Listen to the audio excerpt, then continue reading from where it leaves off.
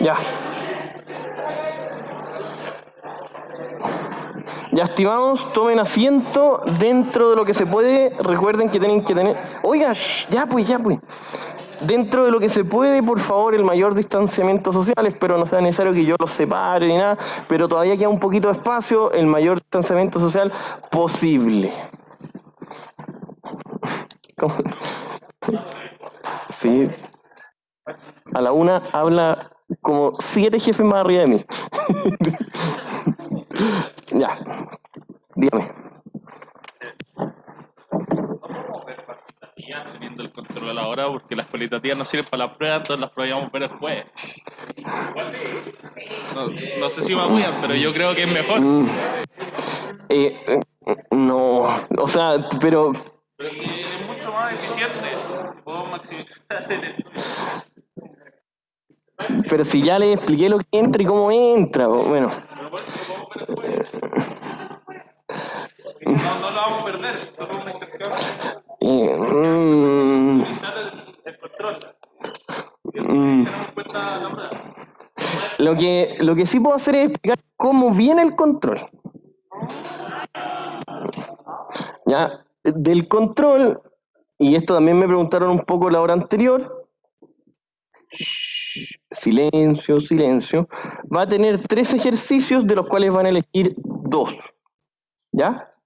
No hagan los 3 o no traten de hacer los 3 porque se van a corregir si bien los 2 mejores con puntaje, pero no todos. Entonces hay 3 ejercicios de los cuales tienen que hacer 2. El primero es de matemática financiera, pensiones. ¿Estamos? No. El segundo es de bonos y acciones. Dentro de bonos y acciones, todo junto. Yo creo que ese es como el más livianito, porque tiene muy pocas cosas raras, es muy básico.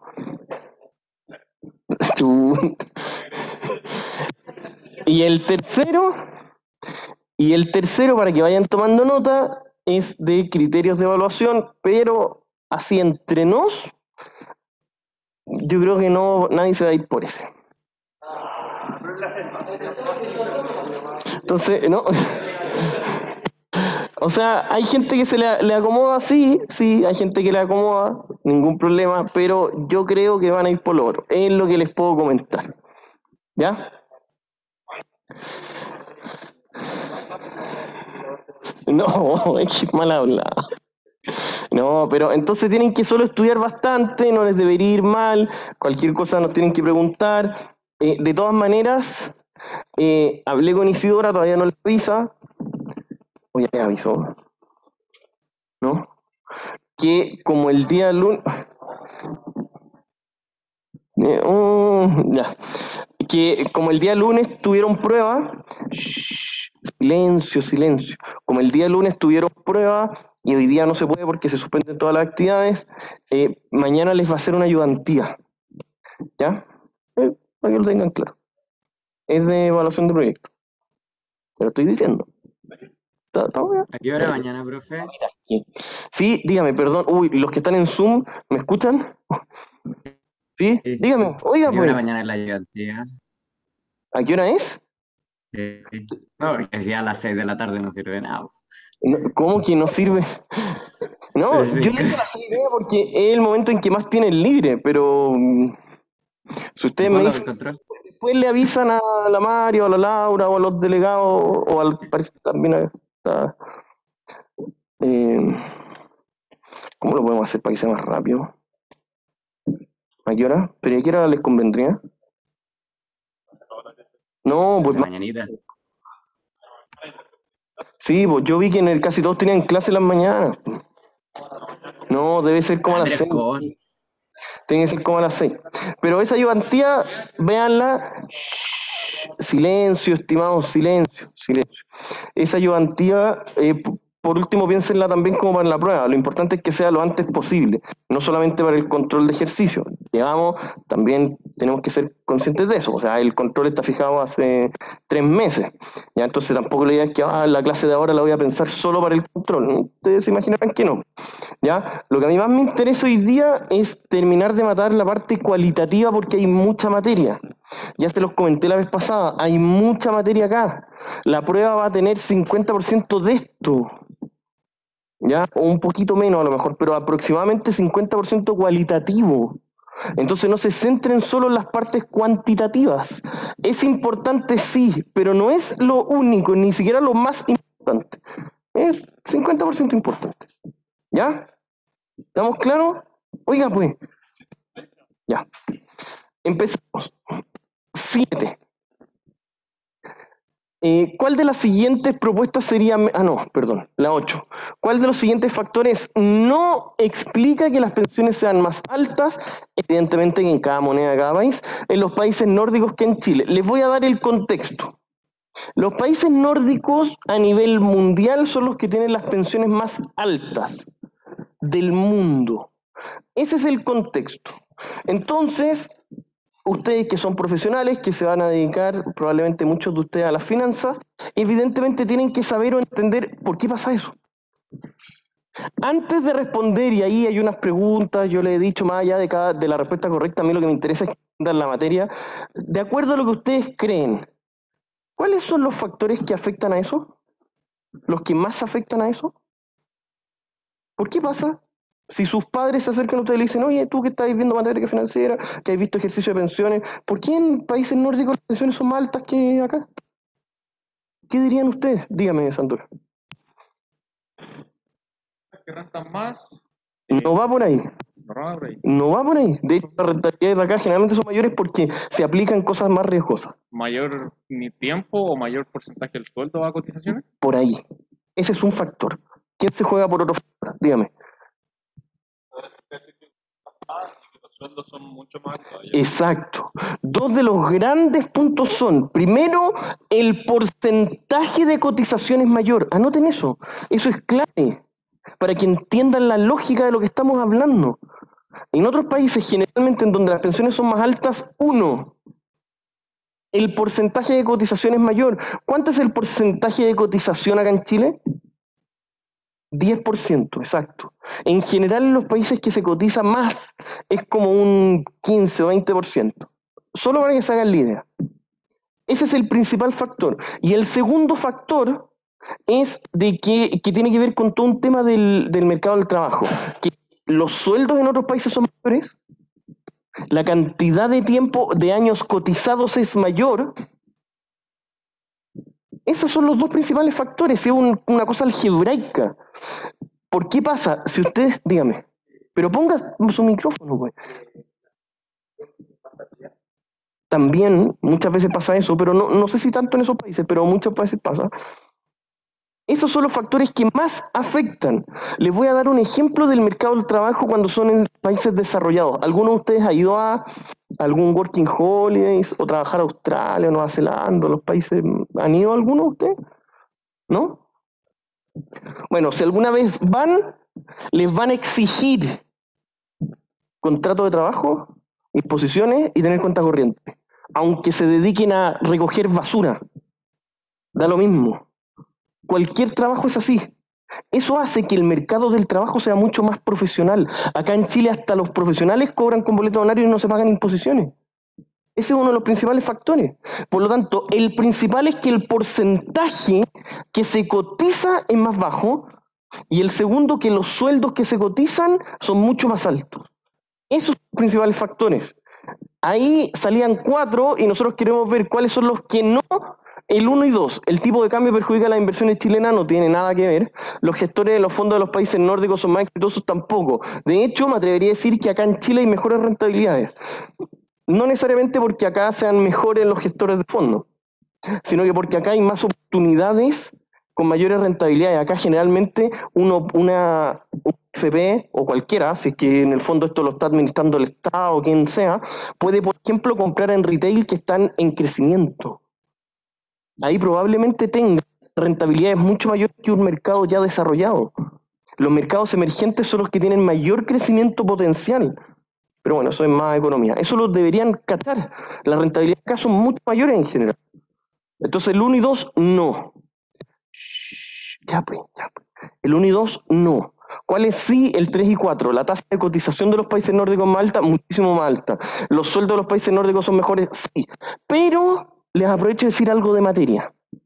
¿Qué es lo que pasaba con las pensiones? Allá la pensión mínima, si no me equivoco, es como $4.500, para que se hagan la idea. Pero uno puede decir, no tiene nada que ver con acá. Sí, es verdad. Pero yo les dije que había una tasa que era clave para eliminar ciertos sesgos. ¿Cómo se llamaba esa? La tasa de reemplazo. ¿Por qué? Si yo les preguntara a ustedes, ¿para qué sirve la tasa de reemplazo? ¿O cuándo ustedes pueden utilizar esa métrica? No, pero, ¡ay, no se atarante! ¿La tasa de reemplazo qué era? Dígame, Mari. ¿Cuánto del sueldo que uno tenía antes iba a tener las pensiones de Exactamente, muy bien, muy bien. Es decir, la pensión dividido el último sueldo o el último promedio de sueldos. Esa es la tasa de reemplazo. Entonces, si uno dice, sí, es que en los países nórdicos hay una pensión de 4.500, sí, pero probablemente el sueldo mínimo sean $10.000 mensuales. Por lo tanto, la tasa de reemplazo es como el 45%. No digo que esté mal, solamente digo que ese indicador nos da una mirada un poquito más objetiva, nada más que eso. Dígame. Sí, o el promedio de los últimos sueldos. Entonces, tal como decía la Mari, si por ejemplo la pensión son 600.000 y uno ganaba 1.000, y ganaba 1.000.000, ¿qué es lo que uno debería hacer? Tener una tasa de reemplazo del 60%.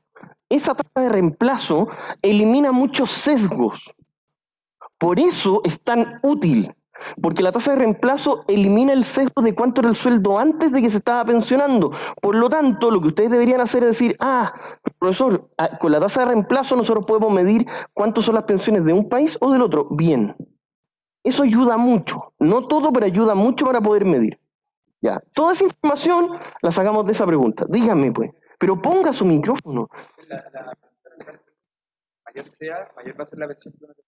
Sí, exactamente. Y eso ayuda a comparar entre países. Si en Chile, porque de repente alguien dice, sí, pero es que en Chile tenemos una pensión mínima de ¿cuánto? El promedio de las pensiones serán 200 lucas, 150 lucas, inflándolo un poquito, o sea, son $300 al mes. Estoy inventando un número. Y uno dice, sí, pero no vamos a pensar de que sea más allá de eso, si el sueldo mínimo en Chile son 300 lucas, po. O sea, es imposible que tengamos una pensión de $1.000.000 si los sueldos son mucho más bajos que eso. Ese sesgo se elimina con la tasa de reemplazo. Dígame. ¿Cuánto porcentaje de nuestro sueldo logramos con la pensión? Exacto. Ya listo, dígame. Exacto. Ya. Esa es la 8. Vamos a la 9. Nos vamos a pasar radicalmente de tema. ¿Ves? ¿Se da cuenta que sacamos materia interesante? Ya, 9. ¿La quiere leer? Sí, es cortita. Ya, dígame. ¿Qué beneficios tiene para el emisor de un bono separarlo en pequeños cortes? Es decir, separar una emisión de 5 millones de unidades de fomento en 500 cortes de 10.000 unidades de fomento cada uno. Primero que todo, acá lo que a mí me interesa que ustedes entiendan es qué pasa cuando una persona en la práctica va a emitir un bono gigantesco y lo separa en varios bonos chiquititos. ¿Por qué uno haría eso? ¿Por qué? ¿Para qué? Quiero que me expliquen primero el contexto, más allá de la respuesta que está marcada, si son un dato. Quiero que Para tener menos riesgo. ¿Y por qué tendría eso, pues? Oiga, pues. Si número 1 cada vez. Pero para mí. Sí, pues dígame, ¿por qué? Porque si el monto es muy grande, igual hay más ricos que no te lo paguen. En cambio, si son muchos, pero todos más chicos, más personas van a poder pagarlo. O más empresas. No va por ahí, la verdad. Dígame, Sandor. Ya, por ahí se acerca mucho. Pero todavía no estamos llegando. Dígame, número 2. Dígame, pues. Tiene relacionado con lo que dice Sandor, es por el nivel de los flujos más chicos. Ya, está bien. Pero eso hace que pase ¿qué cosa? Que cuando uno tiene bonos más chiquititos, siempre va a poder encontrar más personas que estén dispuestas a pagar. Y eso hace que más voy a encontrar en el mercado de capitales, voy a encontrar más gente que va a estar dispuesta a pagar más por cada uno. Por lo tanto, en la letra A, uno consigue menores tasas de interés siempre. Siempre que hay bonos más chiquititos, uno puede estar, les voy a hacer el comentario al revés. ¿Cuántas personas podrían comprar un bono de 5 millones de UF? Muy poco. Por lo tanto, esa gente que lo compra necesariamente lo va a comprar a un costo baratísimo. En cambio, si yo lo separo en muchos bonos chiquititos, duele menos, ¿ya? Y bueno, y técnicamente hablando, en estricto rigor, uno está dispuesto a pagar más por cada bono. Y vamos a encontrar en un mercado mejor. Esa es la explicación. Eso es lo que ustedes deberían saber, más allá de la respuesta puntual que era la A. Entonces, ¿consigue un monto total superior a la empresa? Sí, pero no necesariamente en realidad. Porque cuando uno lo corta en varios chiquititos puede encontrar bonos mejores y peores, pero generalmente mejores. El objetivo de cortar los muchos chiquititos es que voy a encontrar tasas más bajas y por lo tanto va a haber mayor predisposición a que sean comprados. Llega un público objetivo más selecto, no tiene nada que ver, y ninguna empresa divide sus bonos, ya mucho menos. ¿Quedaron claros? Dígame. Que si la C fuera al revés estaría correcto, ¿o no? Que llega un público como más general, como que todos lo pueden pagar. Sí, o sea, a ver, eso es algo que va a pasar, pero no es el objetivo. Pero sí, no sería falsa, pero la otra sería mucho más verdadera. Ya, sigamos avanzando. ¿Se puede? ¿Se puede? Ah, no, pero mejor. Dígame, Mari. Sí, al 10, al 10. Ahí, El tema 10. de que consiga menores tasas de interés, entonces implica como implícitamente que va a haber menor riesgo. No necesariamente, Ya. porque el riesgo va asociado a quien genera esos flujos futuros y va a ser la misma empresa. Que tenga menos tasa de interés significa que va a haber gente que va a estar dispuesta a pagar más por cada bono. Por eso lo hacen. ¿Qué es lo que pasa? Que gestionar 5.000 bonos distintos es un leseo. Aparte de administración es muy complicada. Por eso generalmente no se cortan en tantos cortes, valga la redundancia. ¿Ya? Por ahí alguien había levantado la mano. Ya. 10. ¿Qué beneficios tiene para el comprador de un bono, no para quien emitió el bono, sino que para el comprador de un bono separarlo en pequeños cortes, es decir, separar una emisión de 5 millones de UF en 500 cortes de 10.000? ¿Qué? Primero entiéndanlo antes de llegar y lanzarse.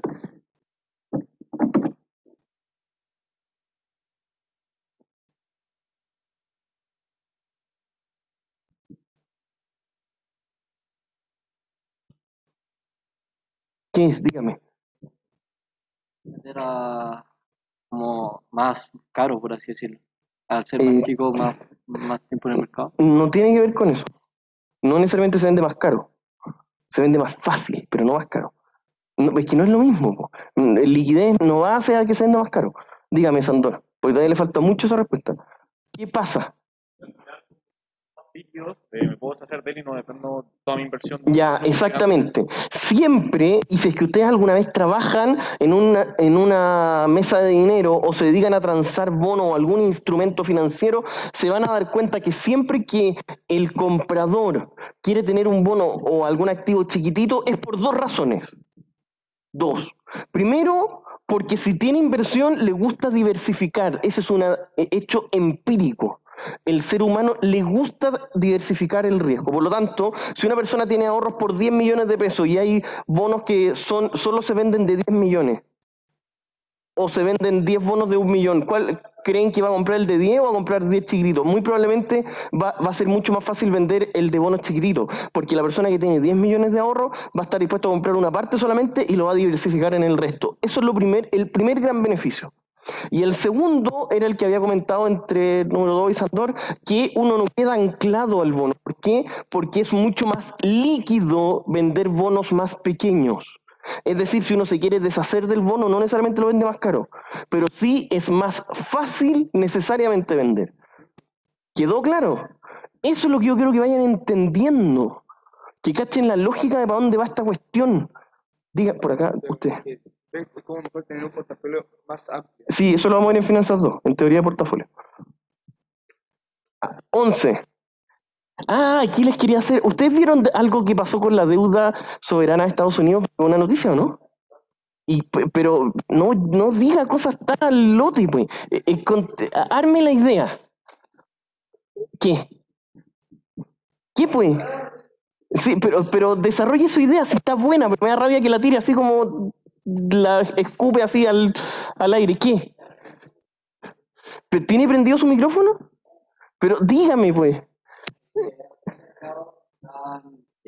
quedando sin, o sea, como que su presupuesto estaba llegando al final, ¿Ya? entonces estaban viendo cómo seguir financiando los siguientes periodos, Exacto. la estrategia. Por lo tanto, ¿eso qué significa? Esta no es primera vez que pasa. Una vez, hace un tiempo, también cuando, no sé si yo, parece que yo ya había salido de la U, o estaba en los últimos años como ustedes, más o menos. ¿Y qué fue lo que pasó? Pero fue así como películas de detectives la cuestión. Salió, pongan atención. ¿A qué quiero llegar con esto? Que el riesgo de default siempre va a estar. Siempre.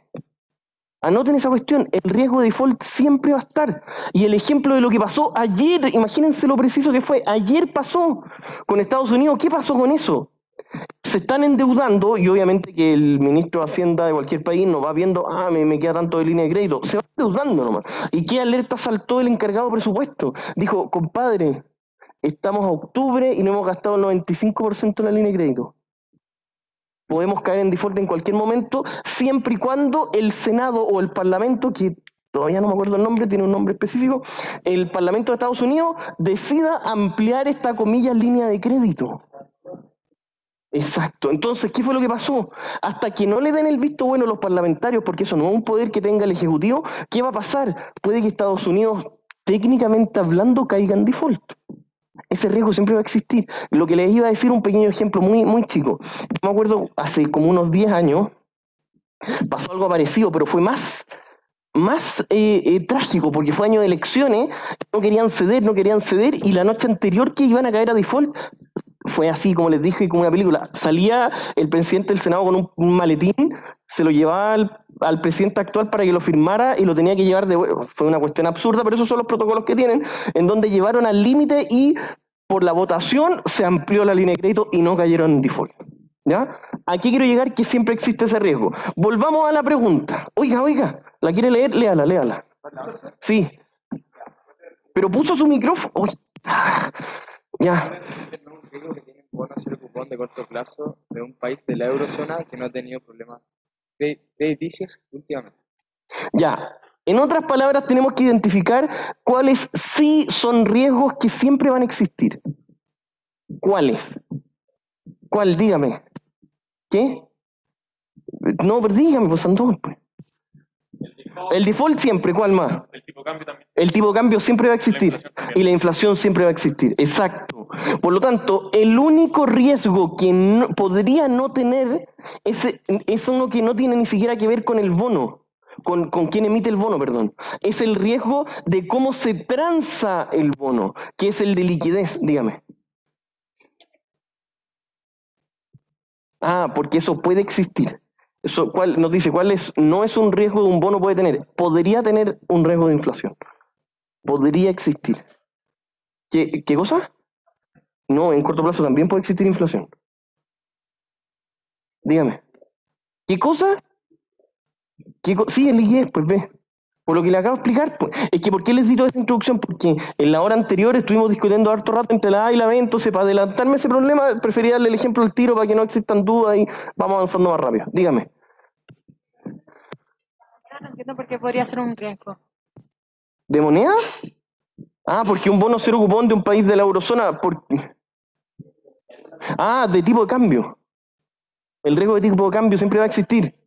Sí, Mari estaba levantando la mano. ¿De default? Es que no tiene que no va a poder pagar sus compromisos. Imagínense, pues, cabros, que Estados Unidos estuvo a punto de caer en default. Y ayer se está dudando porque si es que no se aprueba, de aquí a fin de año, que en noviembre es la votación del nuevo presupuesto, si es que no se amplía la línea de crédito, va a caer en default. Obviamente que no debería pasar, pero están en ese tire y afloja entre el Parlamento y el Poder Ejecutivo, que es el presidente. Ya, dígame. Porque el único riesgo que yo no voy a tener es cuánto puedo comprar o vender el bono. Eso es liquidez. En cuánto puedo comprar o vender el instrumento, no de quién lo emitió. Ya. No se alcanza a ver. La 2. ¿La quiere leer? Léala. Pero léala. Ya, bueno, pregúnteme y después la lee. Sí, no, primero pregúnteme, pues si no lo vamos a presionar. Riesgo de tasa de cambio. ¿Ya? ¿Qué pasa si es fija o si está en patrón oro? Pero es que si me dijeran eso, podría no tenerlo. Es que, no, espérese. Si es que es fija, es que yo creo que su compañero se expresó mal. No es que esté fija, sino que esté asegurada. Que el tipo de cambio que tenga, si está asegurado, obviamente que eliminamos ese riesgo. En eso usted tiene razón. No el patrón oro, ahí se equivocó, porque el patrón oro también es un tipo de cambio. ¿Ya? Ahora sí, ya léalo. Es que no veo bien.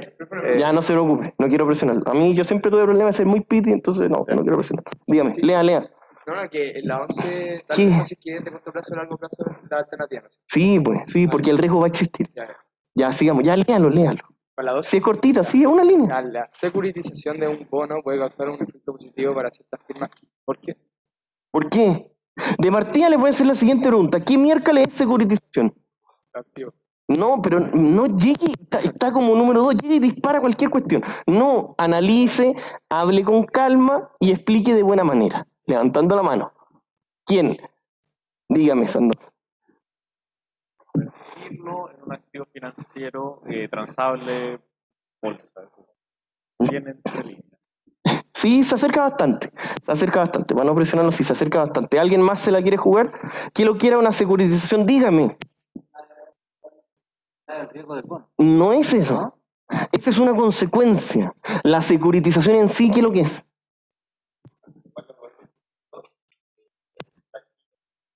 Por ahí va. Dígame, ya lo último y se lo explico yo.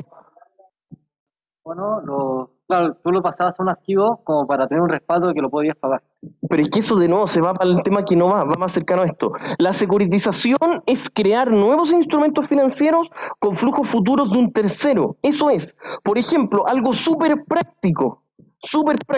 Ustedes tienen un activo, un bono que genera 1000 en flujos, otro que genera flujos de 500, otro de 1000, etcétera, da lo mismo. Juntarlos en un contrato, eso es una securitización, un contrato en donde usted le dice, mire compadre, yo te ofrezco darle este bono que va a pagar 2000 en cuota, sumando los otros 3, y tiene cierto riesgo. Eso es una securitización. ¿Cuál es el problema? Que la clasificación de riesgo de este nuevo paquete o esta nueva cartera de otros activos, hay que tener mucho ojo. Eso es lo que pasó en 2008, que estas securitizaciones se clasificaron mal. Y se metía un flujo que tenía un riesgo 10, otro que tenía riesgo 10. Son mercados distintos, listo, un riesgo 0. Y no es así. O sea, lo estoy haciendo caricaturizando muy burlescamente, pero se hizo de esa manera. Se tenían 2 activos muy riesgosos y el tercero se clasificaba muy bien. Entonces, ¿qué fue lo que pasó? Empezó a uno no pagar, porque empezó una pequeña crisis, no pagaron los que eran evidentes que no se iban a pagar, y activos que tenían muy buena clasificación tampoco pagaban la totalidad, po. Y ahí quedó la caga. Ya, bueno, y ahí para qué nos vamos a centrar. Dígame. ¿De qué cosa? ¿De securitización? Sí, es juntar flujos de distintos activos financieros y convertirlo en un tercero con otra clasificación, etcétera, etcétera. Eso es securitización. ¿Y por qué se creó eso? Porque en las bolsas se le pagaba a los traders por transacción que hacían. Entonces tenían un incentivo perverso. Imagínense que ellos vendían un bono, listo, ganaban una comisión. Luego el mismo bono lo volvían a tomar, y lo vendían a otra persona. Y ganaban otra comisión. Y así podían estar todo el día. Sí, era una locura, era un incentivo muy mal puesto. Pero bueno, por eso la bolsa después se empezó a regular, etcétera. ¿Quedó claro? Ahora que entienden lo que es securitización, que es algo que tienen que saber en la materia de bonos, de hecho yo les hice, en todas las clases les hice como esta pequeña historia de qué pasó en hechos reales, podemos ver la pregunta. La securitización de un bono puede causar un efecto positivo para ciertas firmas, o sea, ciertas empresas. ¿Por qué? Dígame, ¿cuál es la alternativa correcta? ¿La D? No, pero Sandor. ¿Pero qué significa que si yo tengo activos más líquidos, el costo de financiamiento va a ser mayor o menor? Ya. ¿Entendió? Entonces, ¿cuál sería? Yo sé que la va a sacar, porque ya la cacho. Sí. No, pues. Subir el costo, perdón. Sí. Ese, exacto. ¿Qué es lo que pasa? Si yo quiero comprar un activo con cierto riesgo, de riesgo de 15% en el mercado. Oiga, número 2, concéntrese. Quiero comprar un activo con un riesgo del 15%. ¿Ya? Y si lo junto con un activo del 10%, ¿qué va a pasar? El riesgo debería andar como un mix entre medio. ¿no es cierto? ¿Qué significa eso? Si yo tengo varios activos, los más líquidos, si junto varios más líquidos, ¿qué va a pasar? Va a bajar el riesgo y por lo tanto el costo va a ser más bajo. Eso es lo que pasa. Eso es algo positivo de la securitización. Si la securitización, ¿qué cosa? Exacto, al tener activos más líquidos va a bajar el costo de financiamiento, porque voy a tener un mix más ordenado. Incluso en Finanzas 2, cuando veamos teoría de portafolio, vamos a ver que existen algunos, conociendo la correlación que existe entre ambos, eso es maravilloso. Si uno entiende la correlación entre ambos activos, uno puede hacer carteras eficientes. Y para eso está muy bien la securitización. Uno va a poder tener algo de riesgo 10, algo de riesgo 15, y que juntos tengan menos que la suma de ambos. Eso es un portafolio eficiente, eso se puede securitizar. Dígame. Más que asegurarse es como juntar nomás, juntar. Eso es, no lo vea por seguro. Securitizar es hacer paquetes. Me aseguro porque estoy bajando un poquito el riesgo, pero no va por ahí. Securitización es juntar activos financieros y lo que me suman, usted va a tener un activo que le entrega mensualmente 10, otro le entrega 5, otro 15, los junta todos y los vuelve a vender como si se vendiera todo junto. Y el riesgo en conjunto debería ser más bajito. Entonces, por eso se vende. Dígame.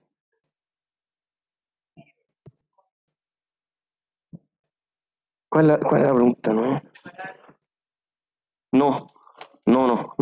nada de eso. Se verán diferentes cortes cuando el bono se emite más o menos, nada más que eso. ¿Ya? Espéreme, aquí está. Silencio, dígame. ¿Puso su micrófono o no? Dígame, pues. Chuta, ya. Ignacia, dígame. Securitización es juntar muchos bonos. No tiene que ver con eso. No tiene que ver con seguros.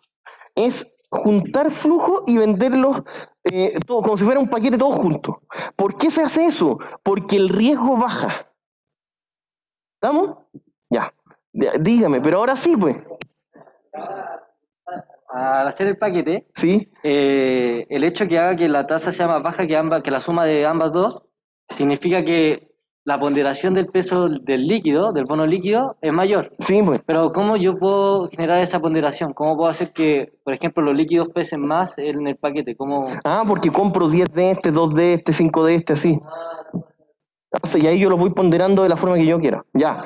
Entonces, al hacer la securitización de un bono, causa un efecto positivo, como cuál, que los activos más líquidos bajan el costo de financiamiento de este paquete completo llamado securitización. ¿Estamos claros? Ya. Sigamos avanzando. Por favor, colega.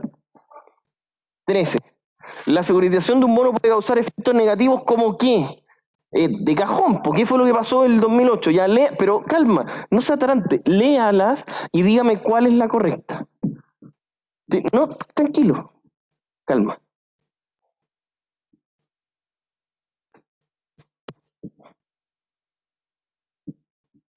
¿Seguro?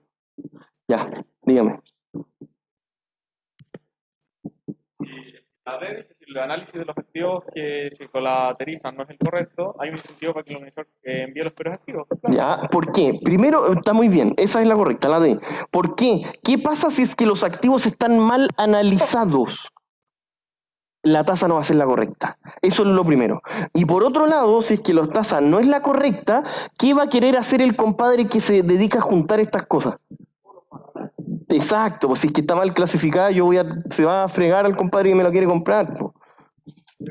Bien. Está bien calificado, no está bien. Muy buen punto. Ahora, la securitización, que en Chile casi no existe, en Estados Unidos ahora está súper normal, después de la cagadita que quedaron. Está súper normado. Hay alguien que como que vaya como actualizando eso. Sí, pues, ahora cada cierto tiempo se van normando, revisando de que los paquetes que están vendiendo tengan el riesgo real de lo que es. Claro. Sí, porque si no podría... Sí, total, pero tú, si de mi rubro ahí, yo creo que la mitad son sinvergüenza. Dígame. Dígame, pues. Pero como usted dijo que al final la ponderación se la podía dar a gusto propio. Sí, pues. Ya, entonces ahí da lo mismo que como que me fiscalicen porque la ponderación la elijo yo. Sí, no, o sea, del comprador sí, pero el que ya armó la securitización, la armó él, po. ¿Y qué pasa si le dice a otra persona, un comprador, mire, te tengo estos flujos y tienen un riesgo súper bajo y uno no tiene idea de ese riesgo, a menos que se ponga a investigar? No, nada, po. En Chile no se regula casi, o sea, no es que no se regule nada, se regula mucho para el barrio, podríamos decir, pero a nivel de los países desarrollados de verdad financieramente no. Ya, sigamos avanzando. Shh, dígame, María. Cualquiera podría poner cualquier tasa. Es que en estricto rigor no se venden como securitizaciones, no se transan en el mercado formal. Lo que se podría hacer es que lo más... Shh, ya, pues, silencio.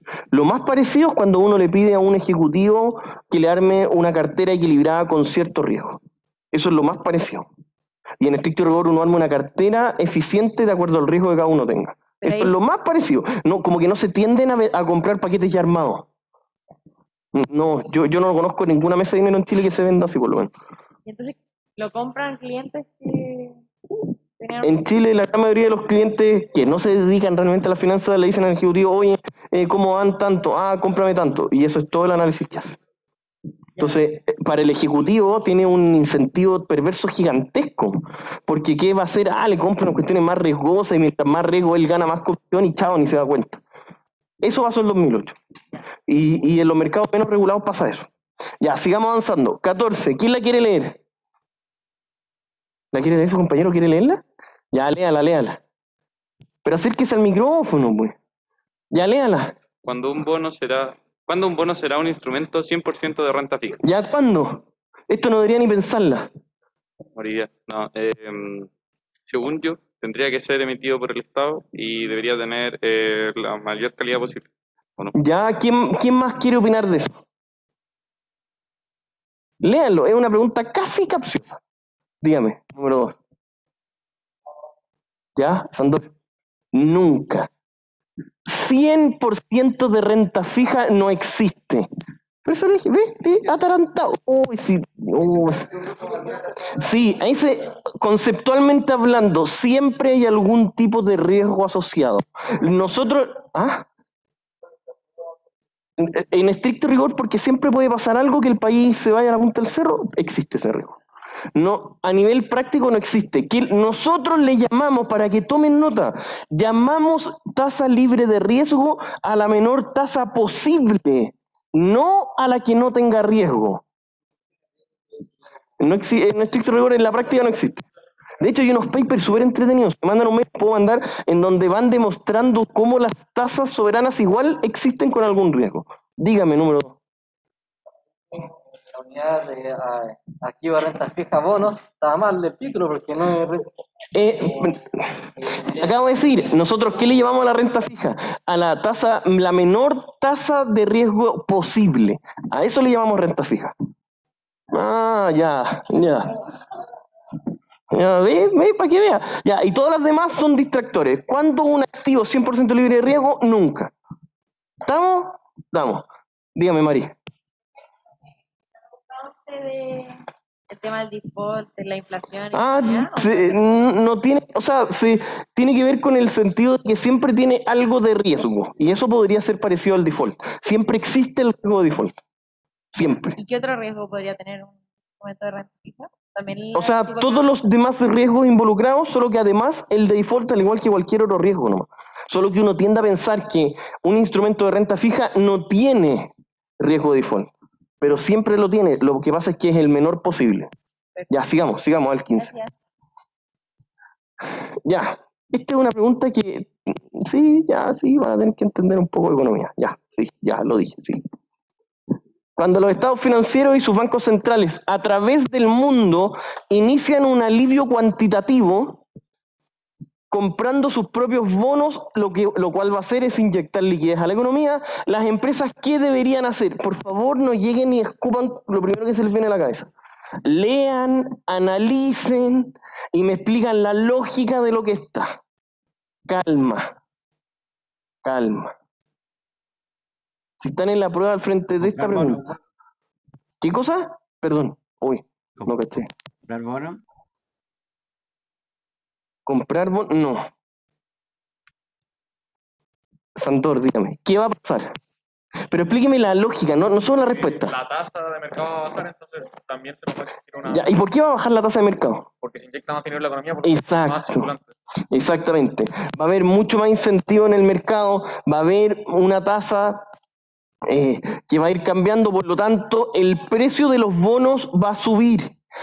Necesariamente el precio de los bonos van a subir, por lo tanto, lo más lógico es que salgan a vender. Si alguien dice algo relacionado a acciones, ya, dejémoslo hasta ahí, ¿no? Ya, oiga, usted estaba levantando la mano, dígame.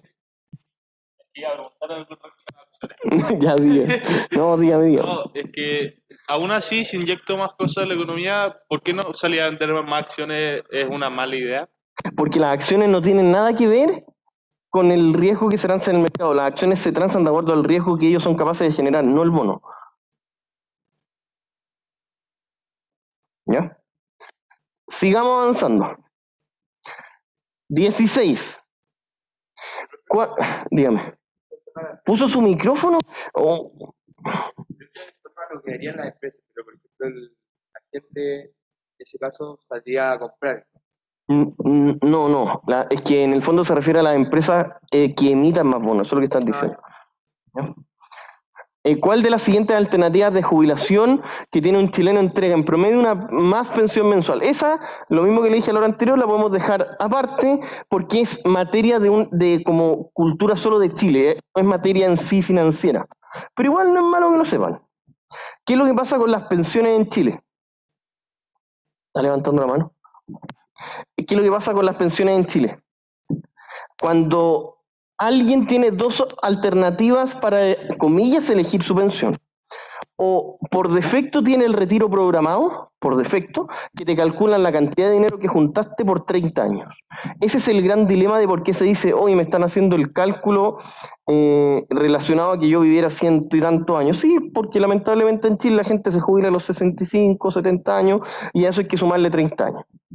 Ese es un retiro programado. En cambio, el retiro vitalicio, la renta vitalicia, perdón, es que uno le pasa todo el dinero que uno ahorró, se lo pasa a una aseguradora. Y esa aseguradora le dice a usted, mire compadre, yo le voy a hacer una oferta. Lo voy a analizar a usted de acuerdo a su salud, su edad, sus antecedentes, su genética, y de acuerdo a eso yo le voy a hacer una oferta. ¿Sabe qué? De aquí a que se muera yo le voy a pagar una pensión de, no sé, 1.000.000 de pesos. Si usted se muere en 50 años más, no importa, el problema mío. Si usted se muere en 2 años más, no importa, lo dejamos hasta acá. Eso es. Es como lo mismo que uno hace con los seguros. Uno paga una prima y si es que después lo va a utilizar por millones y millones y millones, no importa, es parte del riesgo que existe. ¿Quedó claro?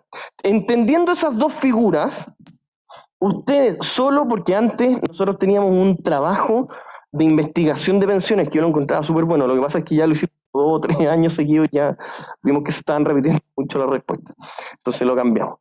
Pero en eso era súper interesante porque ustedes tenían que averiguar qué tipo de administradora pagaba más, cuáles menos, cuáles eran las comisiones, cuál era qué personas de cierta edad ganaban más. Esas eran investigaciones que yo creo que son súper prácticas para que ustedes las sepan al menos. Pero bueno, dentro de eso se creó, en ese contexto se creó esta pregunta. En Chile, por un dato que se da nomás, es que el retiro programado tiene las rentas más altas. No tiene ninguna regla financiera de por medio. Dígame. Pero puso su micrófono. Está programado es una anualidad, pero en cambio la vitalicia al final es el monto dividido por la tasa de interés, entonces no debería ser más alto eso. No necesariamente, por lo que le acabo de decir. Si el vitalicio, así es como nosotros lo calculamos financieramente, pero el vitalicio no lo hacen así, le acabo de explicar. Lo calculan de acuerdo a sus síntomas, su edad, sus antecedentes de riesgo, etcétera, etcétera. En Chile, por ABC motivo, el retiro programado siempre ha pagado más que la renta vitalicia. Listo, en promedio. Ya, 17. Una constructora recibió una baja en su clasificación de riesgo crediticio por parte de una de las clasificadoras de riesgo. Lo anterior implicaba que la nota crediticia actual de la firma bajara de BBB a AA y esto afectó el precio del bono que habían emitido. ¿Qué debió ocurrir con el precio de mercado del bono? Antes de lanzarse, analicen la situación.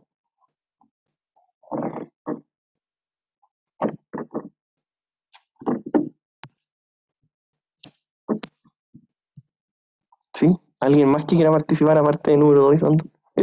Pregunto. Dígame, Ignacio. Es el diferencial de para las casas, los intermediarios financieros, la diferencia entre la tasa de colocación y la tasa de captación. ¿Nadie? Ya, Sandor, dígame.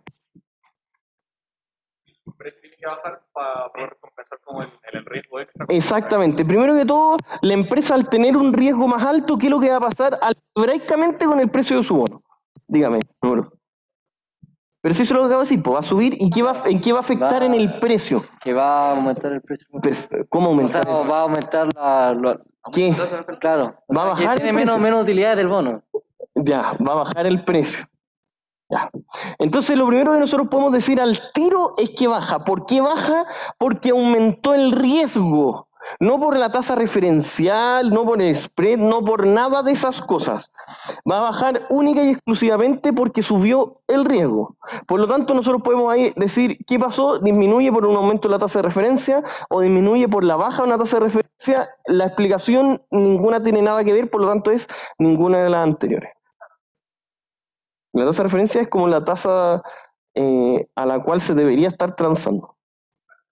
Sí, pero no tiene que ver con esto, porque es por el riesgo, esa es la explicación. Sí, ya. Sigamos. Colega. 18. ¿Ya quién quiere leer? A ver, por atrás no he pedido que lean. Sí, sí. Usted era Gonzalo, parece, ¿no? ¿Sí? ¿Quiere leer? Ya, dígame. ¿Alcanza a leer o no? Ya, dígame. 18. ¿Cómo? ¿Estás haciendo otra cosa?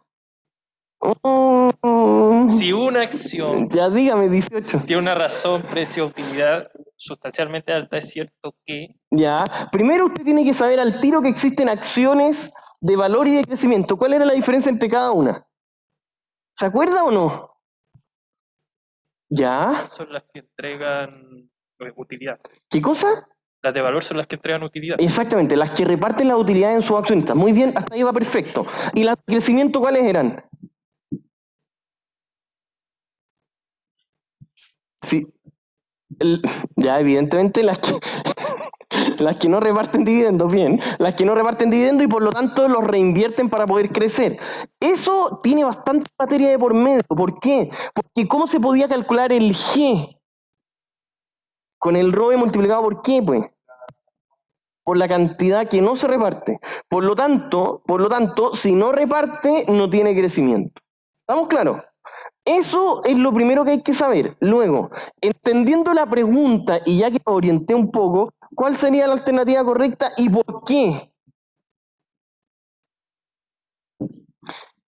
Sí, de hecho sí. Exactamente igual a como las 2 o 3. ¿Sí? ¿Quiere responder usted, Gonzalo, para lucirse? ¿O no? No, no, ay, no diga eso. Oye, ya no me diga eso, yo no reto tanto. Ya, dígame, ¿cuál y por qué?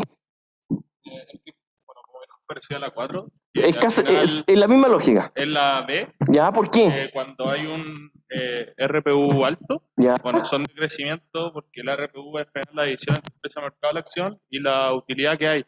Exactamente, o sea, cuando el RPU es alto son de crecimiento, en general. ¿Estamos claros con eso? Al ser de crecimiento, ¿por qué pasa? Porque está dado el valor presente neto de las oportunidades de crecimiento. ¿Con qué estaba ligada las oportunidades de crecimiento? ¿Cómo se le llamaba a las empresas que reparten todo? Vaga de efectivo, ¿se acuerda? Y la diferencia del valor entre, oiga pues, la diferencia del valor entre la vaca de efectivo, es decir, que retira todo y no retira nada, ¿cómo se llamaba la diferencia de valor entre uno y otro? ¿Y qué es lo que era eso? ¿Ya? Exacto, muy bien. Eso lo tienen que saber para la prueba. Lo tienen que saber. ¿Cómo se calcula? ¿Ya? Hay varios ejercicios de eso para que puedan quedar claritos. Ya, sigamos con la 19. Nos queda 19 y 20, estamos. Deberíamos alcanzar. Sí, demás. Sí, dígame, Sandor. ¿Puso? Oh, La diferencia entre una vaca y una no vaca, ¿qué era? Es el valor presente neto de las oportunidades de crecimiento. O sea, el valor de la acción sin repartir y el valor de la acción hoy, habiendo repartido todo, es La oportunidad de la oportunidad de crecimiento. ¿Por qué? Porque la gente es lo que está dispuesta a pagar extra por el hecho de tener una acción que crece. Seguro. Dígame.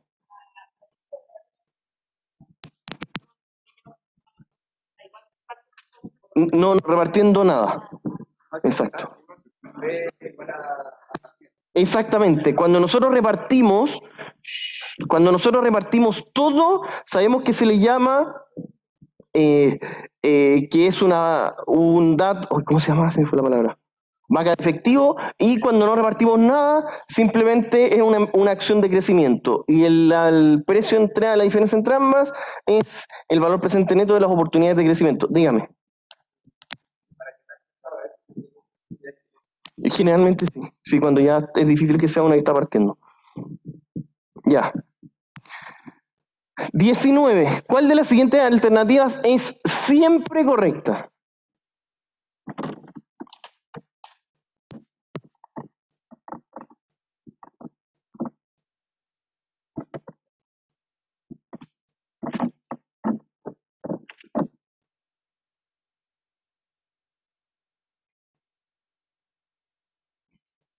Oiga, ¿la tiene? ¿La hizo? No le he preguntado nada hoy día. Estaba calladito ahí. Sí, se sentó sin micrófono a propósito. ¿Ya quiere responder las dos que vienen? Una. ¿Pero está atento? Ya, ¿puede responder esto? Si esto yo lo hago para que se concentre, no por molestar. No se preocupe. ¿Tiene ahí un micrófono por si acaso? Ya, no se preocupe. Ya, dígame, al tiro, ¿cuál es siempre correcta de esas 4 que están ahí?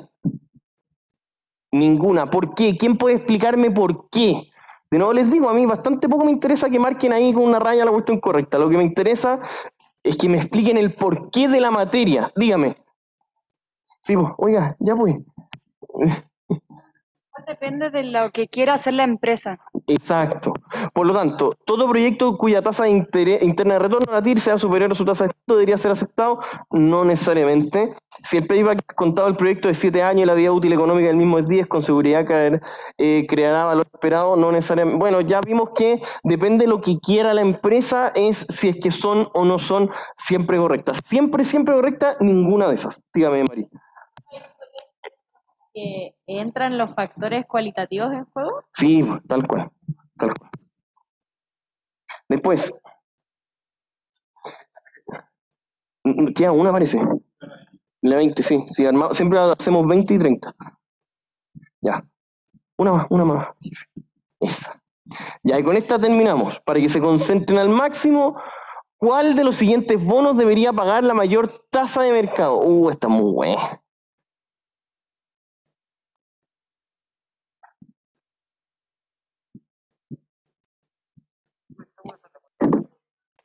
¿La 40? Es que mándenme por mail para el jueves.